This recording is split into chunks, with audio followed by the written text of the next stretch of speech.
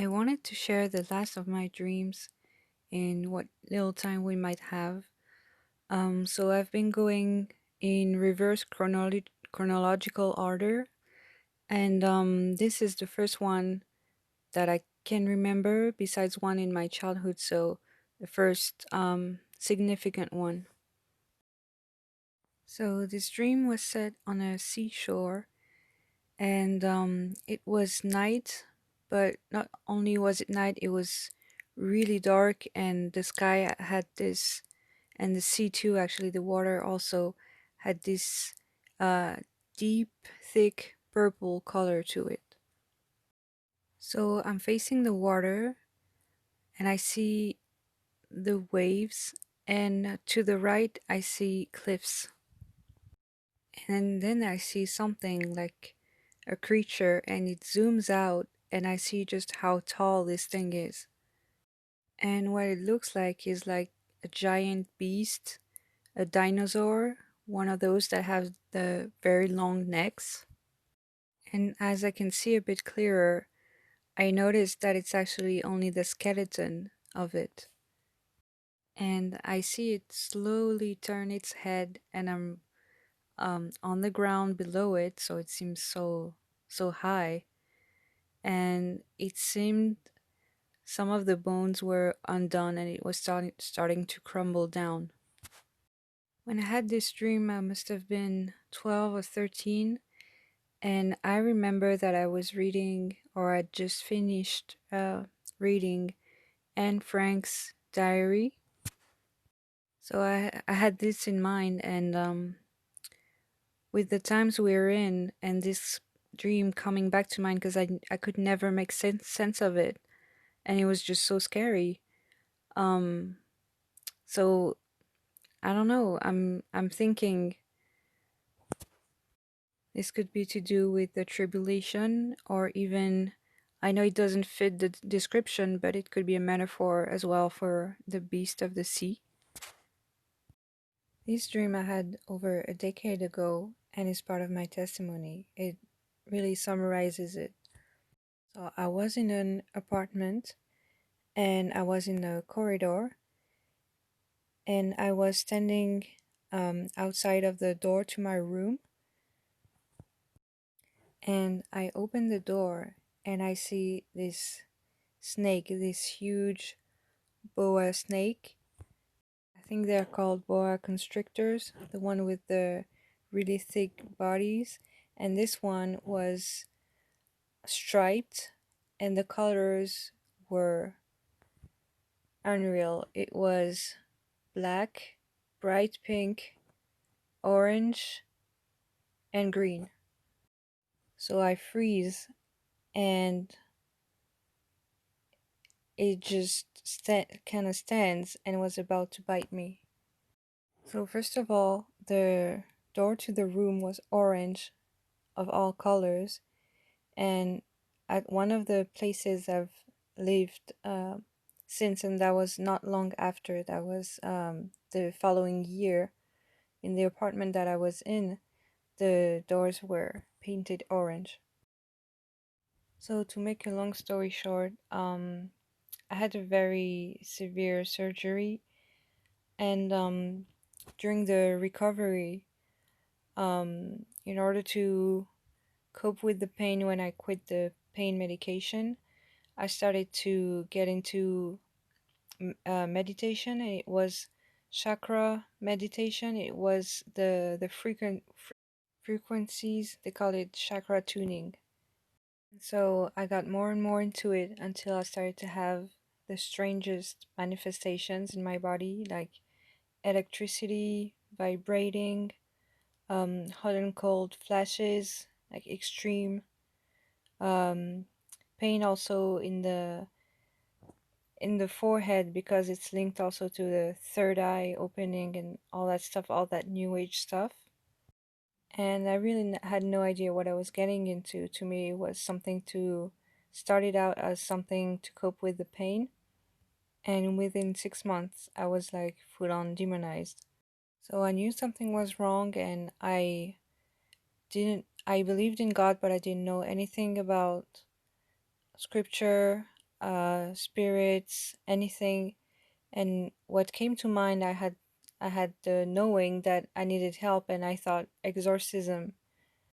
So I started to research more into it, and that's where I found out about the Kundalini. So the Kundalini is supposedly an energy that you activate with doing all this meditation, chakra work, and third eye opening, which is really a demon.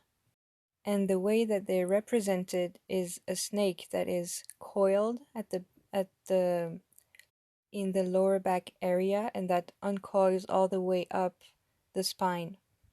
And they also represent it with the double snake, the caduceus, the same as the symbol for pharmacy. So God had warned me 10 years in advance, and you can see with the crazy colors that the snake had that it matches that of that Kundalini symbol. So I just wanted to share and give God the glory.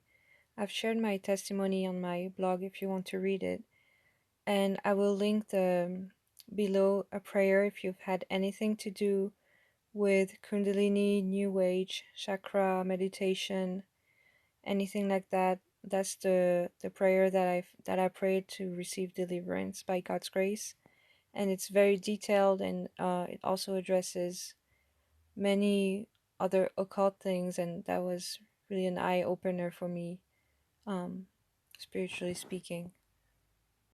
So it took me 10 years to make sense of this dream, and God had warned me, and He knew what was going to happen. Another dream that I had almost a decade ago was being in this church. It was like a very big cathedral. It looked kind of like a Catholic church would look like, a very old one, medieval or Gothic type of architecture. And I didn't understand it right away. There was a big crowd in it, and I was standing um towards the wall in the back, and it had this huge tapestry on it. And what I saw is it was starting to catch fire. Now, when I say catch fire, I mean going up in flames, and it was one of these really tall ones that cover up the whole wall, and the ceilings were super high. And I just see it, and I start to scream. And I had my ex near me at the time, and I just screamed to him and to everyone to leave and to go out. So what that reminds me of now is the fall of Babylon. After these things, I saw another angel coming down from heaven, having great authority, and the earth was illuminated with his glory. And he cried mightily with a loud voice, saying, Babylon the Great is fallen, and has become a dwelling place of demons, a prison for every foul spirit, and a cage for every unclean and hated bird. For all the nations have drunk of the wine of the wrath of her fornication. The kings of the earth have committed fornication with her, and the merchants of the earth have become rich through the abundance of her luxury. And I heard another voice from heaven saying, Come out of her, my people, lest you share in her sins, and lest you receive of her plagues. For her sins have reached to heaven, and God has remembered her iniquities. Render to her just as she rendered to you, and repay her double according to her works. In the cup which she has mixed, mix double for her. In the measure that she glorified herself and lived luxuriously, in the same measure give her torment and sorrow. For she says in her heart, I sit as queen, I am no widow, and I will not see sorrow. Therefore her plagues will come in one day, death and mourning and famine, and she will be utterly burned with fire, for strong is the Lord God who judges her. This part of my testimony I haven't shared with many people. Even the people from the church that I was going to or the online ministry that I was going to didn't know what to make of it. And I couldn't make sense of it until recently, even now with the current context. So, following that Kundalini um, story that I shared earlier in this video, um, so I was called to the Lord. I repented. I prayed that prayer. I received deliverance. And at this point, I was only a few weeks into my walk, maybe 2 or 3 weeks. And I was living with my boyfriend at the time. And I knew my parents were going to be out of town for a weekend. So I took that opportunity to go and have the place to myself and have some quiet time over there. So I go there, and at some point I decide to call my sister and witness to her and tell her about everything that I've experienced, and including the deliverance. And she doesn't say much. We hang up and I get on with what I was doing. And then about maybe an hour later, my parents come back. Now they were supposed to be gone for the weekend, and I'm at their place, and it's maybe, I don't know, it's past 11, maybe it was as late as 2 a.m. I don't remember now. So they open the door, and I'm standing there because I had locked it. So I unlock it, and as real as you can hear me right now, both my parents were standing there with their faces bright red. And I'm not talking like a blush or like when someone has been drinking and they're a bit, their face has a different shade to it. I'm talking bright red, like supernatural. And to this day, I still don't know whether, I was seeing spiritually or whether they were actually manifesting something. So they come in, and again, I'm at their place, so there's nothing I can do really. And I'm terrified. And so I'm like, so what are you doing here? I thought you were gone for 2 days. And they said, well, your sister called us, and apparently there's something wrong. And so they sit me down in the living room on the sofa, and they asked me to explain. So my mother, I had kind of spoken to about what I was going through with the whole Kundalini thing. I was vague about it, but she kind of understood, and well, she believes in God, and so does my father. Uh, but let's just say neither of them is practicing the religion that they were raised in. So I'm sitting there across from them, and I'm trying to be wise. I'm explaining again my testimony, but I'm very careful with the words that I choose. I talk about spirits and deliverance, and it lasts for maybe 10 minutes. And the more I speak, the more I can see they're starting to shake. And I'm not talking shaking from cold or anything else. I'm talking again supernatural. They start to shake like violently, like they're really shaking strong. And my mother almost still has a normal composure, but my dad is like sitting at the edge of his seat, and I feel like he's gonna come at me.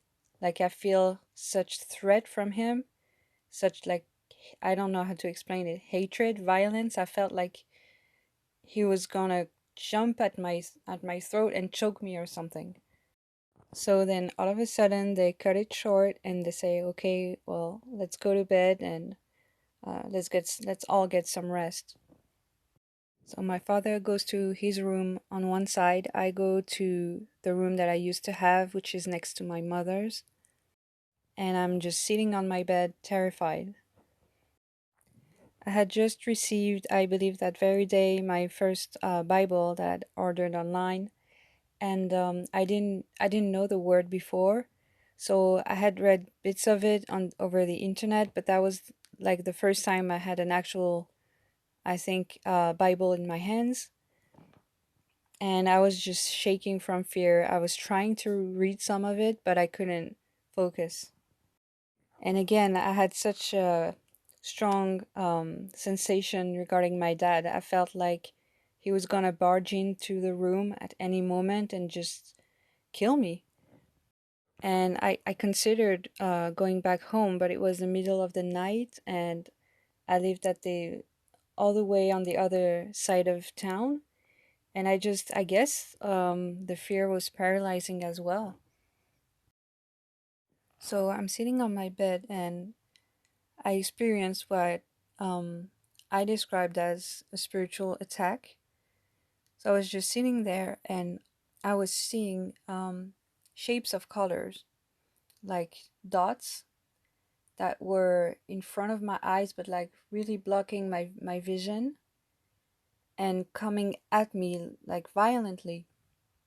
So I can't remember exactly now, but it was circular shapes and there were different like colors and they were moving around a bit, and some of them were really coming at me and staying in front of of my eyes, like kind of blocking my vision.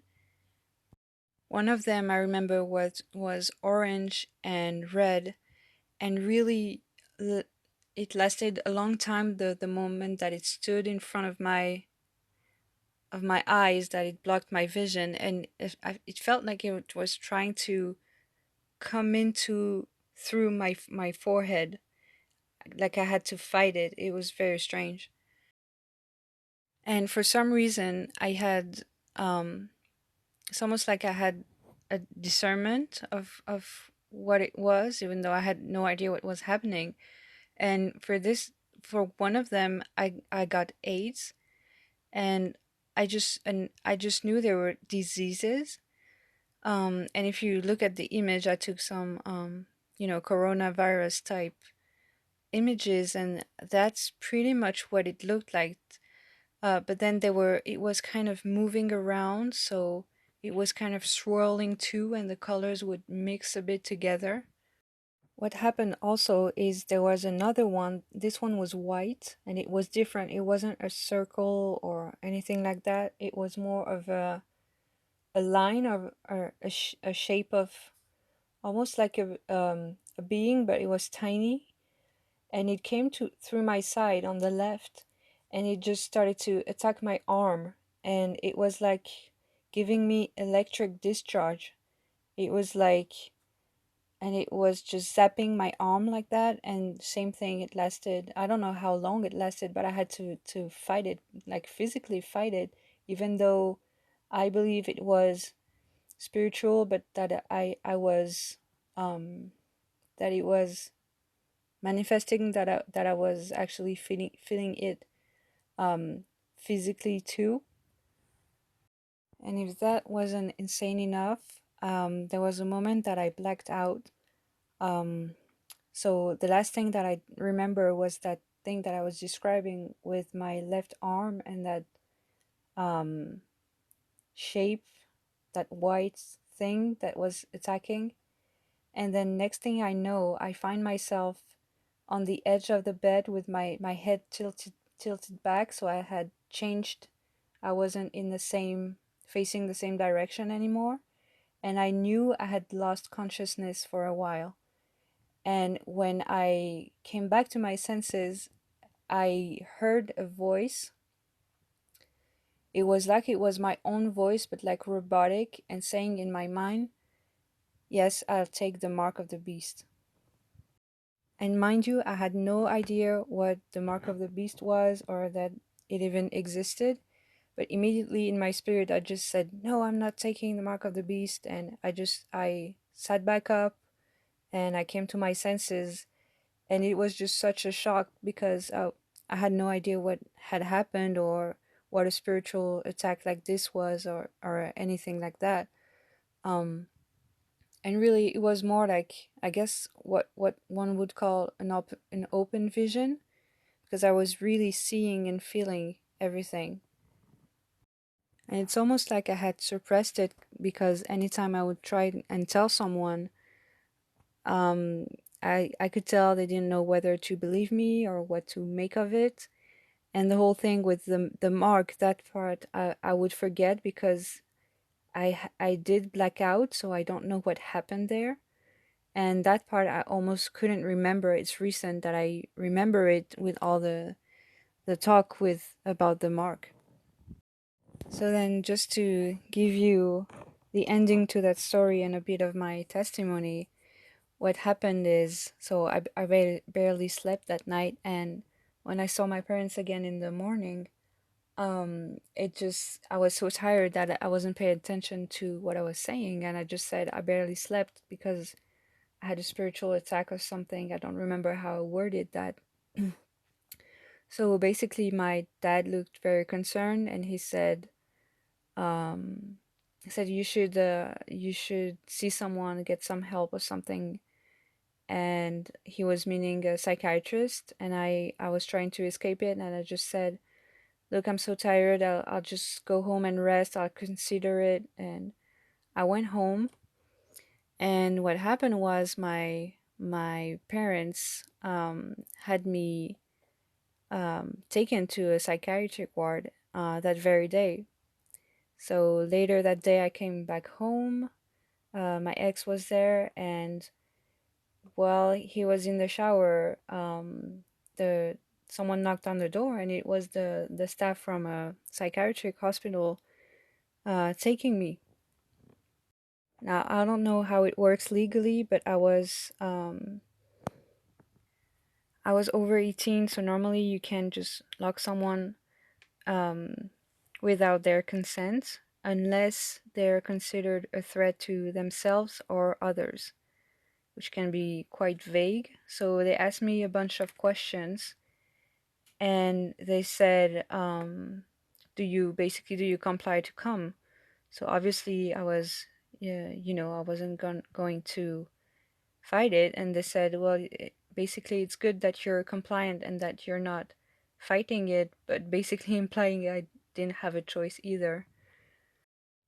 So anyway, I was taken there, and long story short, I only stayed 10 days because after I believe a week there, they have to do a hearing to check that everything, that the procedure was in order. And normally you have to attend that hearing, which others did, but I didn't. I didn't know what day it was. But a few days later, they released me. They actually were against it, but while I witnessed about the Lord and deliverance and everything, I also came to say, because I even started to doubt it myself. I said I must have had an hallucination. And so they told me basically I could sign my own release forms. So I just did. But the way that it works is that you're basically interviewed by many people. So first the staff that takes you, then the people from the emergency room where you spend the first night.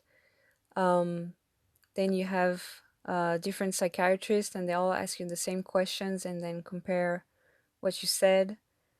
So I had to explain the same story over and over again. I hadn't slept in not only like 24, 48 or plus hours, but even more than that. I wasn't resting a lot in like at that time. Basically, because I was talking about Kundalini and meditation and all that stuff, they called it a mystical experience or something like that. Um, and the first night that I was there was also the first time that I was reading about Paul in prison. And normally they should have taken my belongings, but for some reason they left me with my purse, and so I had my phone and I was able to read the word. And so for anyone that might be listening to this and remembering it during the things to come, blessed are you when you are persecuted for righteousness' sake.